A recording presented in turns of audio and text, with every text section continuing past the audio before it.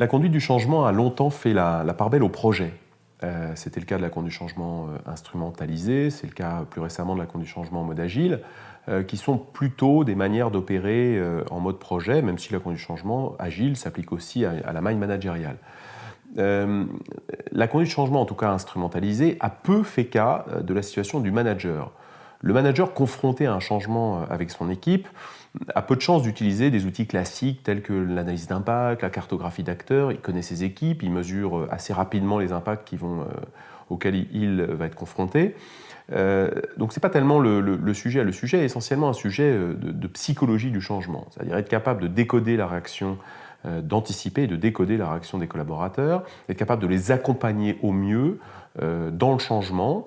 On ne va pas revisiter le changement lui-même, on va simplement aider un certain nombre de personnes à vivre au mieux ce changement.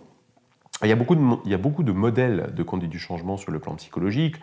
Les plus connus sont notamment la courbe de Kubler-Ross, qui décrit la réaction, mais il y a beaucoup d'autres modèles qui sont extrêmement importants pour moi, pour un manager, de connaître, de comprendre, de manière à être capable de réagir au mieux. Alors, réagir face à quelle situation? Beaucoup de situations. La première, la plus classique, c'est l'annonce. L'annonce d'un changement difficile auprès d'une équipe. Comment s'y prendre? Est-ce qu'il vaut mieux préparer le terrain, un peu comme un gouvernement lancerait des alertes sur des chiffres du chômage qui ne seraient pas bons? Est-ce qu'il vaut mieux faire ça? La réponse est plutôt non. Est-ce qu'il vaut mieux annoncer très rapidement, donner les explications, donner la légitimation du changement? Voilà. Autant de questions auxquelles un manager devra répondre s'il veut embarquer correctement son équipe dans un changement difficile. Une autre situation classique auquel un manager va être fréquemment confronté dans des changements difficiles est une résistance forte. Comment gérer en effet une résistance importante au niveau de ses équipes? Résistance qui peut se manifester de plusieurs manières. Ça peut être par exemple une résistance classique, véhémente, point levé, vent debout, un certain nombre de collaborateurs qui s'opposent violemment au projet.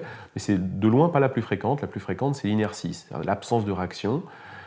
Qui peut être un signal tout à fait dramatique sur l'attitude d'un certain nombre de collaborateurs qui n'embrayeraient pas du tout, voire perdraient pied face à un changement. Donc voilà, autant de sujets absolument clés pour un manager qui touchent aussi à de la psychologie, donc à des zones peut-être intimes de la personnalité des managers, des sujets délicats mais extrêmement importants à aborder. Merci.